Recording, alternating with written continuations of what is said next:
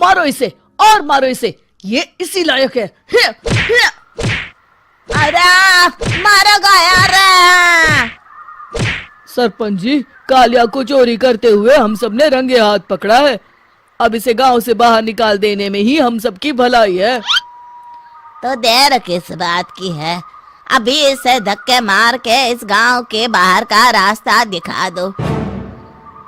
अरे सरपंच ऐसा मत करिए, मुझे एक मौका और दीजिए, मैं दोबारा कभी चोरी नहीं करूंगा। लेकिन गांव वाले उसकी एक नहीं सुनते और उसे मार मार के गांव की सीमा के बाहर निकाल देते हैं। अरे मेरी कमर दर्द के मारे मेरी जान निकली जा रही है। कमबख्तों ने जम के धुलाई की है मेरी। अरे भगवान करे इनके गांव में भूचाल आ जाए, धरती फट जाए और सब गांव वाले उसमें समा जाए। चलते चलते कालिया जंगल में पहुंच जाता है। उसे वहां एक प्रयोगशाला दिखाई देती है। अरे इस जंगल में ये अजीब सा दिखने वाला घर किसने बनाया है, चल कर देखना पड़ेगा। कालिया प्रयोगशाला के पास चला जाता है। दो वैज्ञानिक प्रयोगशाला में बातें कर रहे होते हैं। बधाई हो डॉक्टर चमन, आखिरकार हम दोनों ने मिलकर एक ऐसी घड़ी का आविष्कार कर लिया है जिसे पहनकर कोई भी इंसान गायब हो सकता है। हाँ हाँ, तुमने बिल्कुल सही कहा डॉक्टर जर्माटो। अब कल सुबह ही हम इस जंगल से निकल जाएंगे, लेकिन उससे पहले आज रात के खाने का बंदोबस्त करते हैं। हाँ हाँ, मुझे तो बड़ी जोरों से भूख लगी है, चलो चलते हैं। दोनों वैज्ञानिक वहां से चले जाते हैं। उनके जाते ही कालिया प्रयोगशाला में दाखिल होता है। अच्छा तो ये बात है।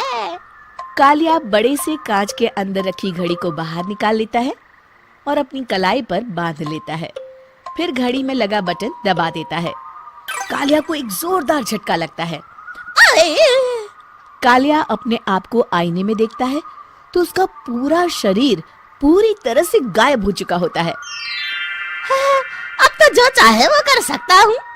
सबसे पहले मैं उन सभी को सबक सिखाऊंगा। गांव वालों, मैं आ रहा हूँ।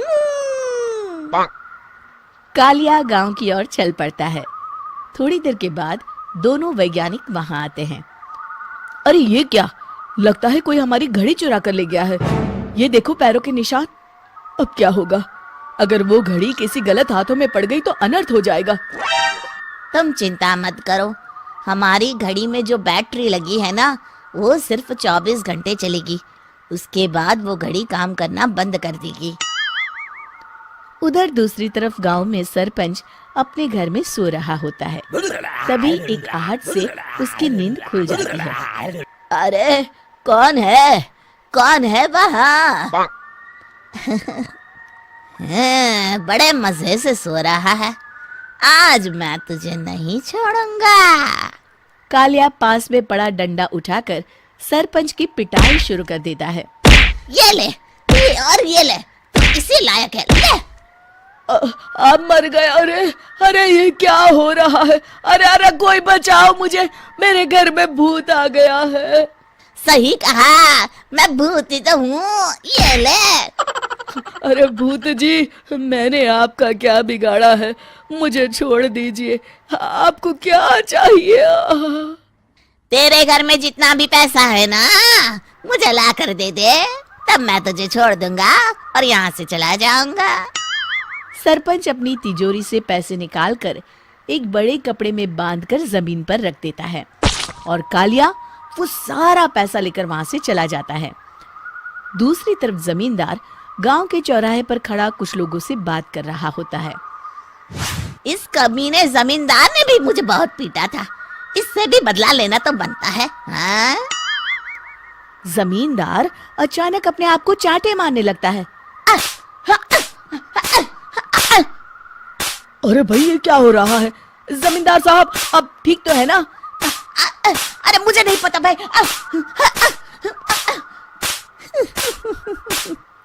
अरे मर गए रे, ये तो पक्का किसी भूत प्रेत का काम है।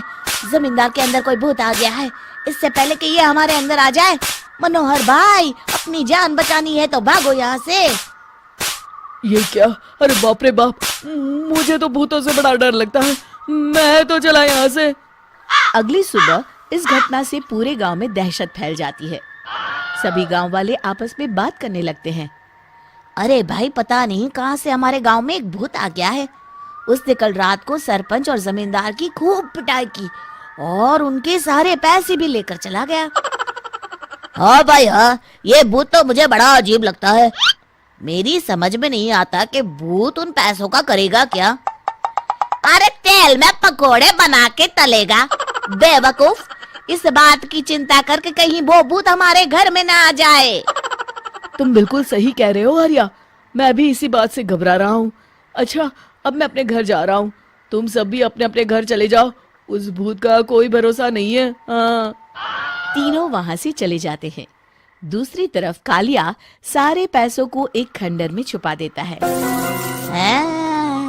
इतने सारे रुपए तो मैंने अपनी पूरी जिंदगी में एक साथ कभी नहीं देखे। इस तरह कुछ दिनों में मैं अमीर बन जाऊंगा। आज मैं उस मोटे बब्बन को अपना शिकार बनाऊंगा।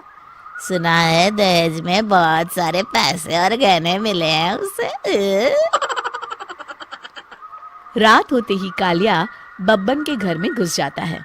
हाँ, मिल गई तिजोरी। अब जल्दी से इसे खोलकर सारे पैसे निकाल लेता हूँ। अरे खुल जा खुल जा। खुल गई। कालिया पैसे थैले में भर ही रहा था कि तभी बब्बन उसके बगल में आकर खड़ा हो जाता है। भाई क्या कर रहा है? हाँ? अरे हट। अरे तेरी इतनी हिम्मत, मैं तेरे सामने खड़ा हूँ और तू फिर भी मेरी तिजोरी से पैसे चुरा रहा है। अरे मैं तो गायब हूँ, तू मुझे कैसे देख रहा है? कालिया अपनी घड़ी को देखता है। अरे इसे क्या हो गया है? हाय, लगता है बैटरी खत्म हो गई। अच्छा, तो आज मैं तेरी बैटरी अच्छे से चार्ज कर देता हूँ। अरे भाग्यवान, जरा मेरा डंडा तो लाना। ये मोटा मुझे नहीं छोड़ेगा। अरे भागो। कालिया भागकर घर के बाहर जाता है।